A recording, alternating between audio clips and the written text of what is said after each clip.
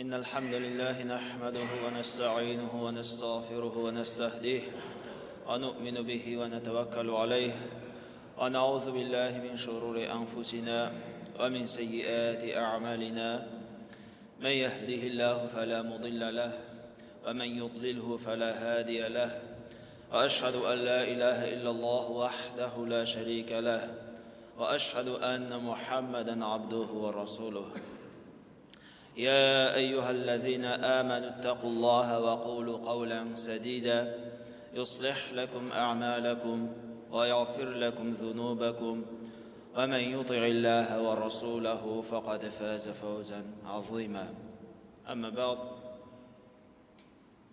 barchalarimizni shu dunyoga borliqqa keltirib har vaqt o'zining siy hurmatin bizga berib turgan Alloh taolaga hamd sanalarimiz, maqtovlarimiz, shukrlarimiz bo'lsin. Barcha olimlarga rahmat uchun jibarilgan payg'ambarimiz Muhammad Mustafa sallallohu alayhi va sallamga aytgan salovat sharifalarimiz har vaqtda da borib erishib tursinlar. Alloh taolaning elchisin o'zi bizga o'rnak etib olib, ul qilgan shekilli xayrli amallarimizni qilib yaşavlarimizni Alloh taolo har birimizga da nasib eylesin. Hurmatli jamoat, alhamdulillah Alloh taolaning ne'mati bek zo'r. Alloh taolo bizga bek ko'p ne'matlarni berdi. Ham shu ne'matlarning birisi bo'lib tura bugungi kunda ul da bo'lsa Ramazon oyina isen emin halatda kiru. Uzun yıllarını kimlerdir uraza tuttular, kıyamlarda bastılar, taravih namazlarını okudular. Lakin bugün indi olar bizim aramızda tugul. Bugün indi olar Allah karşında. Hem ayta almayız cemaat, kilesi Ramazan ayın min kureşekmin deyip. Birimiz de ayta almayız. Belki bu bizim için so'nggi Ramazan ayı bulur. Belki kilesi yılga da kimlerdir Ramazan ayını karşılar, avul bahid mesela bizge tatımaz. Ayta almayız, birimiz de garantiyi bilen ayta almayız, hiç şeksiz ikinci Ramazan'ı da kureşekmin deyip. Yok cemaat. Birimiz de Allah'a ayta almayız. Eğer de Allah Teala bizge şu Ramazan'ı görürge nasip eyledi iken, elbette biz onu kabul ettik özümüz için. Belki bu benim so'nggi Ramazan ayımdır. Belki kilesi yılga indi men onu ko'ra olmasmın. Belki indi men Allah huzuruna gitken bulurman deyip biz her bize uylanırga tiyişmiz. Her birimiz de şunu uylanıp hem şu Ramazan ayın so'nggi Ramazan ayı şekilli ettirtip kabul etik hem her bir günümüz amel ibadette o'ta turgan bo'lsin cemaat. Ramazan ayı hakkında Allah Teala aytdi: "Şahru Ramazan'ellezî unzile fîhil Kur'an." Ramazan ul Kur'an ingen ay. Hudal linnâsi ve beyinâti minel huda vel furqan. Kişilerge hidayet hem doğru yolunu anlatışı, hem ul halalni haramdan ayırışı dedi. Ramazan ayında Kur'an indi deyip Allah Teala aytdı.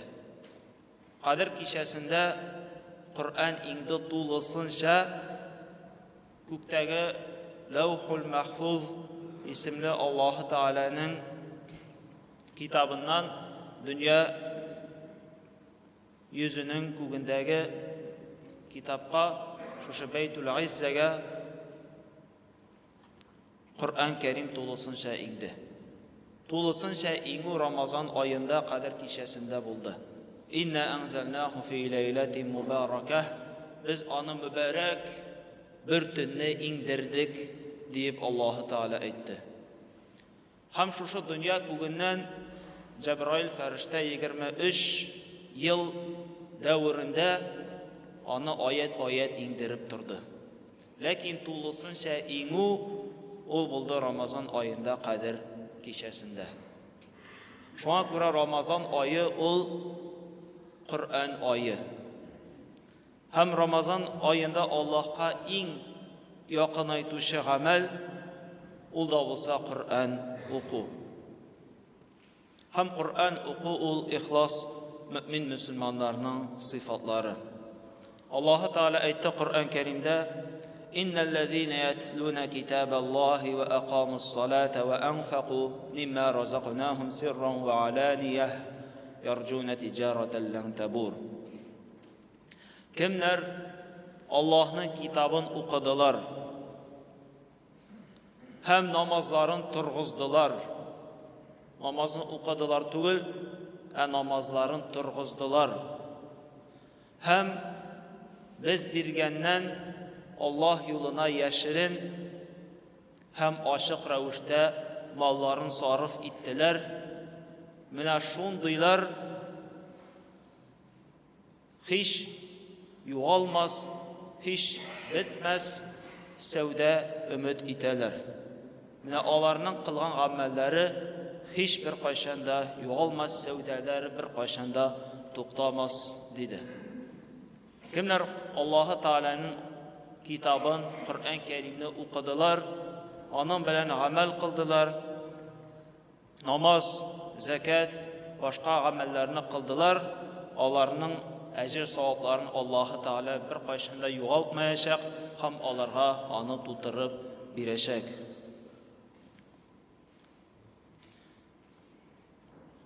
Һәм җәмәгать Коръән Кәримнең фазилаты хакында бик күп сөйләргә була. Без аның фазилаты хакында бик күп беләбез һәм еш кына сөйлибез. Ләкин безгә барыбер исебезгә төшерергә кирәк, чөнки без онытабыз. Аллаһ Таала әйтте: "Фазакир фа инна зикра танфа'ул муъминин." Исләрне төшер, искә төшерү ул мөминнәргә файда бирер диде. Аллаһ Тааланың илчесе әйтте: "Юқалу ли сахибил Qur'ан яумал қияма иқра варқа." Коръән әһленә қиямат көнендә әйтелер: "Уқы. Раттил кама кунта тураттил фи дарид дунья." Дөньяда укыган шикелле әкрен, җайлап, тәҗвид белән җиренә җиткереп укы. Фа инна манзилатака инда ахири аятин кунта тaqra'u. Дөрслектә синең урының соңгы укылган аятта булыр диде. Бу пәйгамбәребезнең хадисе. Шушы хадистән аңлыйбыз, кыямат көнендә кешегә әйтеләчәк: "Укы Коръән." Нинди аятларны белә идең, укы шушы белгән аятларыңны дөньяда укыган шикелле, тәҗвид кагыйдәләре белән укыган шикелле, кыямат көнендә дә шулай укы дип әйтеләчәк. Һәм синең соңгы укылган аятында булыр урының дип әйтеләчәк. Җәмәгать, әгәр дә шушы хадисне сахабалар аңлаган шикелле, табигиннар аңлаган шикелле, әгәр дә без дә аңласак, бу хадис безнең тормышыбызны үзгәртер иде. Һәм бик күп кешеләрнең тормышлары шушы бер хадис сәбәпле үзгәрде. Бик күп кешеләр шушы хадисне ишеткәч, алар тормышларын үзгәрттеләр. Чөнки кыямат көнендә иң югары синең урының булачак, шуңа карап бәяләнеләчәк. Коръән Кәримнән күпме аятны син яттан беләсең. Ни кадәр күбрәк белсәң, шуның кадәр урының синең югарыда булачак. Һәм шушы хадис сәбәпле бик күпләр Коръән Кәримне ятладылар. Коръән Кәримне тулысынча ятлауга шушы аят бик күпләргә этәргеш бирде. Һәм әлбәттә җәмәгать, без дәген шушы хадисне үзебезнең тормышыбызда кулланырга тиешбез. Әгәр дә бүген беләбез икән, 20-30 аят biz üstük tag'in bir necha oyatni yodlayq, chunki biz yodlasak bizning oxiratdagi o'rnimiz ul ko'pga yuqoriroq bo'lacak. Chunki qiyomat kunida hisob qilingandan so'ng har bir xalqqa tegishli, har bir kishiga tegishli berilgandan so'ng Alloh taolo bergan daraja shu darajadan endi boshqa biz yuqori mena olmaymiz. Alloh taolo hisob qilgandan so'ng har kishiga tegishlisini bergandan so'ng bizning darajamiz qiyomat kunida jannatda nindi o'rinda bo'la, bizning mangu shunday o'rinda ul albatta bo'lacak. Agarda tilasak mangu har vaqtda dag'in bizning darajamiz eng yuqori bo'lishini tilasak, albatta biz shu hadis bo'yicha hadis bilan ta'sirlanib Qur'on oyatlarini ko'proq yodlab Alloh taolo rahmatini umid etarga tiyishmiz. Ham boshqa bir hadisida payg'ambarimiz aytdi: "Iqra'ul Qur'an." O'qigiz Qur'onni. Fa innahu ya'ti yawmal qiyamati shafi'an li ashabihi. Chunki qiyomat kunida ul kelajak ham o'zin o'quvchilarga shafaat qilacak.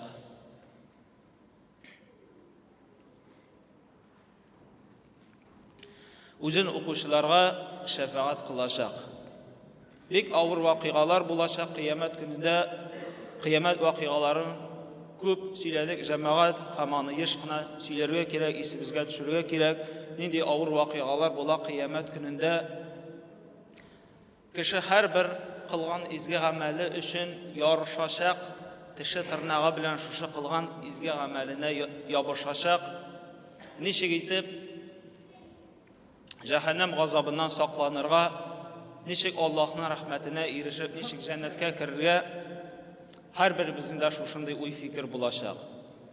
Ham bila biz qiyomat kunida otasi o'g'lidan qochashaq, anisi qizidan qochashaq, eri xotinidan qochashaq, xotini eridan qochashaq, ota onasi bolasidan, bolasi ota onasidan qochashaq. Ham kishi tilayashak nishikkina bo'lsa da jahannamga kirmasga, nishikkina bo'lsa da Allohning jannatine kirga. Hatta u boshqa kishilarni o'zi uchun fidya etib berir edi, azobga kirmas uchun. Ham hatta berir edi o'zining yaqinlarin, ul rizo bo'lashaq o'zining yaqinlari o'tqa kirib, shu sababli o'zi o'tdan qutulurga ul rizo bo'lashaq, ul bek tilayashak. Ham hatta Alloh taolo aytdi: "Va man fil ardi jami'an thumma yunjih." Shundan so'ng butun bo'lgan yer sharindagi butun xalq o'tqa kirsa kirsin, lekin mengina qutulayım. Shu sababligina bo'lsa da men qutulayım deb har bir kishida o'ylarga mumkin. Kishi shu qiyomat kunida shin ma'nosida o'zi haqida o'ylayashaq, shin ma'nosida egoist bo'lashaq. Nishig ettirib o'tdan qutulurga. Ham Allohning elchisi aytdi: "O'qigiz Qur'onni." Durustlikda ul o'zin o'quvchiga shafaat qilashaq. Durustlikda o'zin o'quvchiga Qur'on shafaat qilar dedi. Baqara surasi, Al-Imron suralari kelashak, ham ular Alloh qarshida shafaat qilashaqlar. Ya Rabbim, ol bit Qur'onni o'qidi, ol bit onun bo'yicha yasharga tirishdi, ol bit onu o'ylab, fikrlab, ma'nosini anglarga tirishdi deb Qur'on Karim ol shafaat qilashaq. Ko'pmi ixtibor bizni ko'proq Qur'onga yo'naltamiz, shuni haqlik ul bizga ko'proq shafaatini inshaalloh qiyomat kunida qilashaq. Bizga bek og'ir vaqtlarda ul Alloh qarshida bizga yengilliklarni so'rayashaq. Ham jamoat Qur'on Karim o'qu ul albatta qiyomat kunida bek zo'r ajr va savoblarga keltira. Ham biz tirishirga tegishmiz Qur'on Karimga ko'proq ahamiyatimizni berishga, uni o'rganirga, uni o'qirga. Kimlardir 5-10 yil ilk нишәдер аят, нишәдер сүрә ятлаган булсалар, хәзерге көнгә кадәр шушы сүрәләрен укуларын дәвам итәләр. Башка бер сүрәне дә өстәмиләр, башка бер аятны да ятларга теләмиләр. Әлбәттә, бу мөмин мөселманнарның халәте булырга тиеш түгел. Әле алай гына түгел, ятлаган сүрәләр, ятлаган аятлар транскрипциядан ничек хаталы иттереп ятланылган булсалар, шушындый хаталы килеш укуны дәвам итүчеләр әле дә бар. Без җәмәгать Коръән Кәримне укырга тиешбез гарәп телендә. Гарәп хәрефләре белән дөрес иттереп һәрбер хәрефен әйтеп, без аңа һәр хәрефенә хакын биреп укырга тиешбез. Әгәр дә тырышлык күрсәтсәк, җиңел түгел, авыр, чөнки безнең телебезгә ул туры килеп бетми, гарәп теле ул башкачарак, ул үзебезнең телдән аерылып тора. Әгәр дә тырышлыгын күрсәтсәк, тырышлыгын бирсәк, иншаллаһ, Аллаһ Тәгалә аның әҗрен дә мулдан бирәчәк. Аллаһ Тәгаләнең илчесе әйтте: "Аюхиббу ахадукум ан язхаба иля батхан." Берәрегез яратырмы Батхан җирлегенә барырга? Батхан ул Мәдинәдәге бер җирлек, һәм ул җирлектә базар иде, сату алу итәләр иде. فَيَرْجِعُ بِنَاقَتَيْنِ عَظِيمَتَيْنِ فِي غَيْرِ إِثْمٍ وَلَا قَطِيعَةِ رَحِمٍ. Һәм шушы Батхан җирлегенә барып, көн сайын ике яхшы симез дөяне алып кайтырга яратырсызмы? Бер нинди гунах кылмыйча, бер нинди харам юлга төшмичә, һәм туганлык җипләрен үзмичә. Калу куллу вахидун юхиббу залик. Сахабалар әйттеләр: әлбәттә, без барыбыз да аны яратабыз. Көн сайын базарга барып, ике симез дөяне алып кайтырга без барыбыз да телибез. Һәм Пәйгамбәрбез шушында дөя диеп китерде, чөнки Пәйгамбәрбез вакытында иң яхшы товар ул әлбәттә дөя булды. Чөнки дөя ул транспорт ролендә үтәде, ул ризык та булды, хәтта ул яшәү җирлеге дә булып торды дөя. Гарәпләрнең бөтен байлыгы булды дөя. Әгәр аны хәзерге үзебезнең тормышка күчерсәк, әлбәттә, алай юк дөяләр хәзер аның хәтлеге үк киң таралмаган. Без инде аны яхшы кыйммәтле машиналар белән чагыштыра алабыз. Һәм Пәйгамбәрбез әйтте: "Телиме кайсыгызда булса, көн сайын шушы базарга барып, шушы базардан кыйммәтле ике дөяне алып кайтырга, кыйммәтле ике иномарка алып кайтырга телиме?" дип Пәйгамбәрбез сорады. Әйттеләр: "Әлбәттә, барыбыз да аны тели." قال لأن يذهب أحدكم إلى المسجد فيعلم آيتين من كتاب الله خير له من ناقتين عظيمتين. Allah'ın ilçisi etti, alaysa dedi, məşidkə barıb, iki ayet öyrənüvəgiz, o sizin şuşu iki düyəni elektirib alıp qaytuğuza qarağında hayırlıraq bulur, dedi. Və thələthun hayrun min thələth. Üç ayet öyrənüvəgiz, üç düyəgə qarağında hayırlıraq. Və arba'un hayrun min arba'. Dört ayet öyrənüvəgiz, dört düyəgə qarağında da hayırlıraq. Ham şuşlay bulur, dedi. Şuşu hadis əlbəttə bir көп faydalar birə. Şu hadisdən anlayırız cəmaət, əgər də kişi məşidkə kilib, iki günə ayet bulsa da oxusa, iki günə ayetini bulsa da dürüst itib oqurğa öyrənsə, heç yox iki ayet günə öyrənsə dəgin, ol iki düyəgə qarağında da hayırlıraq bulaşaq. İki düyəgə qarağında da ol köpkə hayırlı. Üç ayet öyrənüvün, məşidkə kilib üç ayet oxuun, ol üç düyə яки 3 иномарка машинасына караганда да хәерлерәк дип Пәйгамбәрбез әйтеп калдырды. Һәм башка шулай ук җәмәгать белән Коръән укуны Пәйгамбәрбез аңа әһәмиятне күп бирде һәм әйтте башка бер хадисендә: "Маҗтама'a каумун фи бәйтин мин буютиллах". Нинди генә халык, нинди генә кешеләр Аллаһның йорты булган бер йортта җыелсалар, ятлуна китабаллаһ ва ятадаррасунаху бәйнәһум, һәм Аллаһның йортына җыелганнан соң Аллаһның китабын укысалар һәм аны өйрәнсәләр, илля гашиятхумур рахма, аларны Аллаһы Тәгаләнең рәхмәте каплар. Ва назалат алейхимус сакина, аларга тынычлык иңәр. Ва хаффатхумул малаика, аларны фәрештәләр шырнап алырлар. Ва закарахумуллаһу фиман индә, һәм Аллаһы Тәгалә үзе янында булучыларга аларны искә алыр, алар хакында сөйләр диде. Әлбәттә, бик дәрәҗәле, бик күп мәгънәгә ия бу хадис. Шушы хадисендә Пәйгамбәрбез әйтте: әгәр дә мәчеткә җыелсалар кешеләр яки Аллаһның йорты булган йортка җыелсалар, шушы йортта Аллаһның китабын укысалар һәм Аллаһның китабын укып өйрәнсәләр, аларга Аллаһы Тәгаләнең рәхмәте иңәр. Һәр берсенә дә Аллаһның рәхмәте иңәр һәм аларга тынычлык та иңәр диде. Алар тыныч булырлар, күңелләре тыныч, иман нуры белән тынычланыр күңелләре, һәм аларны фәрештәләр шырнап алыр. Фәрештәләр әлбәттә хәерле кешеләр янында йөриләр.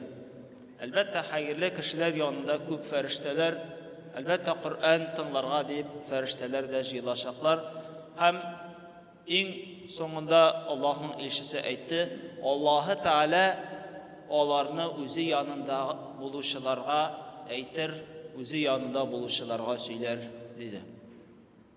Әгәр дәген ишетәбез икән, берәр югары урында эшләүче кеше сине искә алды, сине искә төшерде, сине яхшы сүз белән искә алды, башка кешеләргә хәбәр итте, югарыдагыларга синең исемеңне җиткерде дисәләр, әлбәттә бу бик зур дәрәҗә.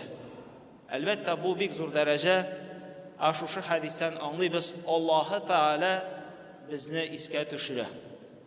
Минем кулым килде мәчеткә, аятларны укый, Коръән Кәримне укый, өйрәнә, тырыша дип Аллаһы Тәгалә безнең хакта әйтсә, әлбәттә җәмәгать бу бик хәерле. Әлбәттә җәмәгать бу бик хәерле һәм шушы эшкә әлбәттә без һәр вакытта да омтылырга тиешбез. Чөнки Коръән Кәримне уку һәр хәрефе өчен әҗр савап. Аны тыңлау, аны ишетү, аны игътибар белән тыңлау, әлбәттә ул да гыйбадәт. Аның өчен дә әҗр савап. Һәм Коръән Кәримнең аятлары хакында уйлау, фикерләнү, әлбәттә ул да гыйбадәт. Чөнки Коръәннең максаты ул уйлану һәм фикерләнү өчен булды, Аллаһның аятлары хакында. Һәм әлбәттә Коръән белән гамәл кылу да ул да бик зур гыйбадәт булып тора. Аллаһы Тәгалә һәр беребезгә дә Коръән Кәримгә әһәмиятебезне биргә, һәр беребезгә дә насип әйләсен. Рамазан айы буенча шимбә, якшәмбе көннәреннән кала мәчетебездә Коръән дәресләре бар. Җәмәгать кем килә ала килсен өйлә намазыннан соң, кем килә ала икенде намазыннан соң килсен, икенде намазыннан соң Коръән укыгыз, төзәтегез үзегезнең укуыгызны, дөресләгез. Аллаһы Тәгаләнең әһелләреннән, Аллаһы Тәгаләнең якын кулларыннан булуларыбызны Аллаһы Тәгалә һәр беребезгә дә насип әйләсен. Баракаллаһу лана ва лакум фил Qur'анил азим ва нафa'на ва iyyakum bil ayati ваз зикрил хаким. Иннаху хувал гафурur рахим, ал джавадул карим, ал алиюл азим, ас-сами'уд ду'a.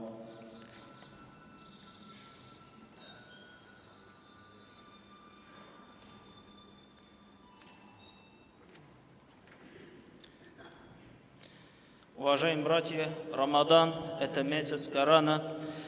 Аллах Всевышний говорит, в месяц Рамадан был ниспослан Коран как верное руководство для людей.